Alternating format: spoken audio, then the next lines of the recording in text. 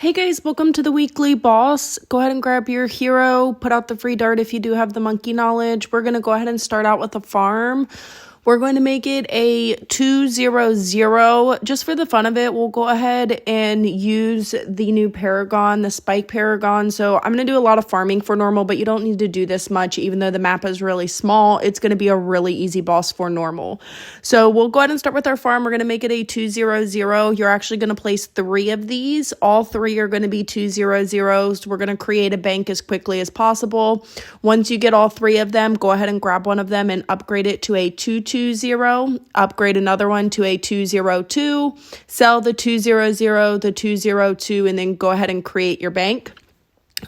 This one, I feel like you generate more income for some reason on this particular run. So when you do, you'll go ahead and place out another farm. You'll make it a 2-0-0. I will go ahead and then put out a village and make it a discount village. We're going to make it a 1-0-2. That way we can get a discount as we place additional farms.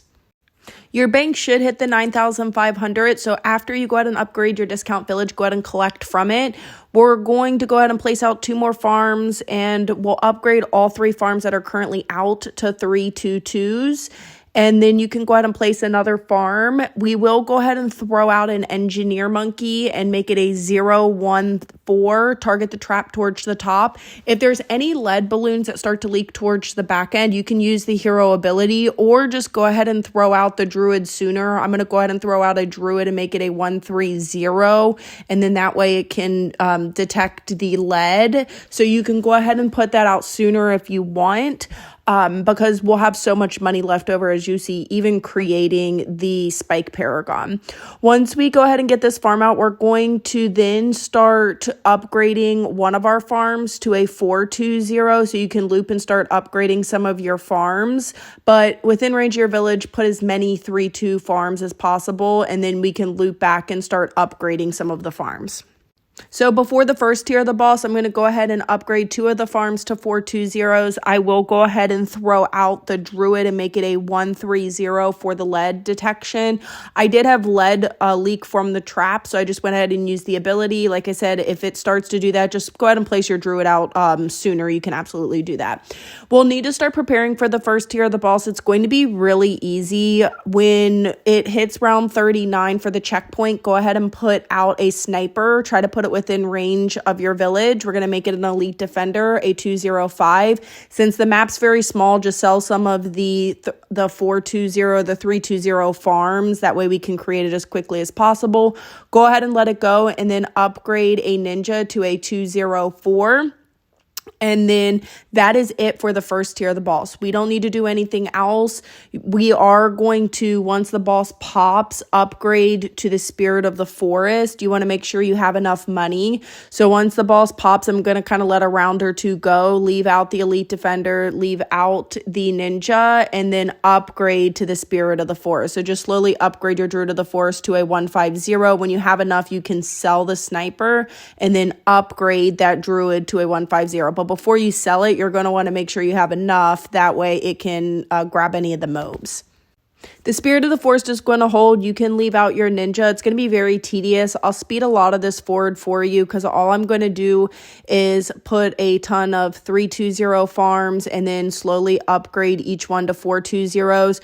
Basically as many as you can within range of the village. Once you fill up the space and you can no longer put any more in range of the village, you can go ahead and grab the village and upgrade it to a 1-0-5. When you upgrade that village, what happens is it soaks up all of the farms and it continues generating income from all of those farms, and then you can farm around it. It is a great strategy, especially when you're playing the elite boss.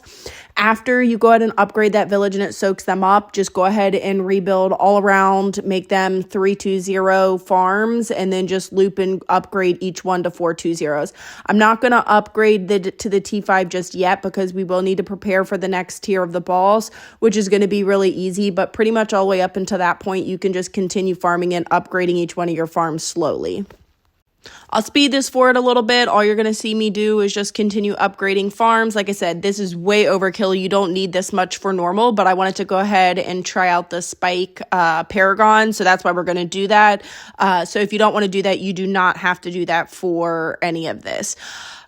For the next tier of the boss, all you're going to do is go ahead and grab your ninja, upgrade it to a 205. I'm going to go ahead and throw out an ice monkey towards the back end of the map just to kind of help with the balloon cleanup and make it a 205.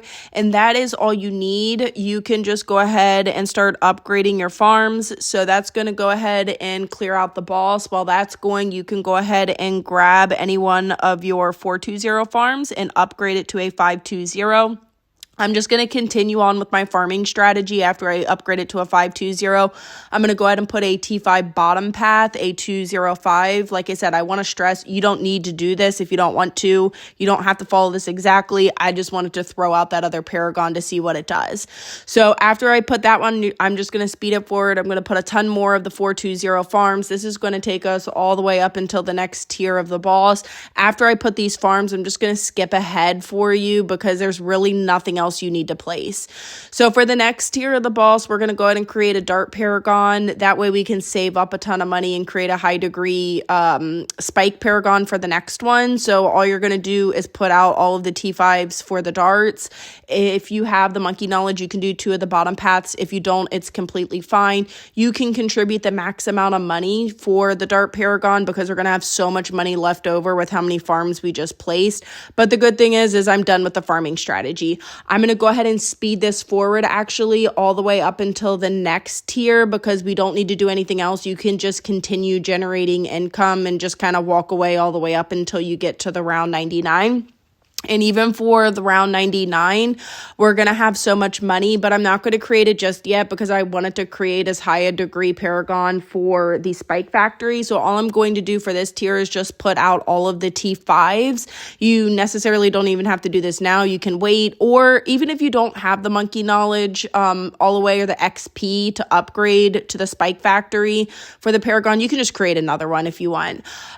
This is going to take us all the way up until 119. I'm just going to go ahead and skip forward for you guys. I'm just going to sell every single one of the farms. That way we can contribute the maxed to the Spike Paragon, and that is it. It's going to really quickly defeat the boss. I'll work on Elite. Drop a comment and tell me how you like the Spike Paragon. I'm super excited. I wasn't expecting this, so it's a nice surprise. As always, thank you guys so much. I hit 1,000 subscribers. I couldn't do this without you. Make sure you drop a like and subscribe if you haven't. Have a good day, guys. Bye.